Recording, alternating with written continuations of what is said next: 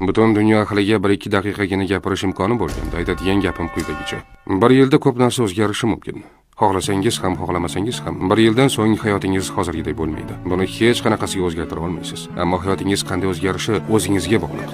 Ko'rib turibsizki, hayotingizda 2 yo'l bor va har kuni ulardan birini tanlashga majbursiz. Birinchi yo'l o'z joyingizda qolish, ya'ni oson va xavfsiz variant. Ikkinchisi o'zgarish kiritish, bu esa noqulay yo'l. Bu videoni ko'rayotgan bo'lsangiz, ehtimol uzoq vaqtdan beri birinchi yo'lni tanlab kelgandirsiz. Afsus bilan aytishim kerakki, hech qanday shaxsiy rivojlanish kitobi, podkast yoki motivatsion so'zlar sizning o'rningizga ishlaringizni bajarib bermaydi. O'zgarishlarni amalga oshirish o'rniga tomoshabin bo'lib qolsangiz, faqat ahamiyatsiz va mayda narsalar o'zgaradi xolos. Narsalarning o'zgarishini ko'rish uchun avval ularga bo'lgan qarashingizni o'zgartirishingiz kerak. Maqsadlaringiz ustida ishlashdan oldin ularga bo'lgan munosabatingizni tubdan o'zgartirishingiz kerak. Bu tagida oddiy matematika haqiqat yotadi. Agar bir yil davomida har kuni atigi 1% yaxshilansangiz, oxir-oqibat boshlangan paytingizga nisbatan 37 baravar yaxshilanasiz. 37 baravar. Buning uchun kuniga atigi 1% yaxshilanish kifoya. Eng yaxshi tomoni shundaki, bu ish har kuni biroz osonlashib boradi. Lekin har kuni harakat qilishdan to'xtamaslik kerak. Eng qiyin joyi ham shu. Boshlashga qiynalayotganingiz yoki harakatni yarimdan tashlab qo'yayotganingizning sababi shuki,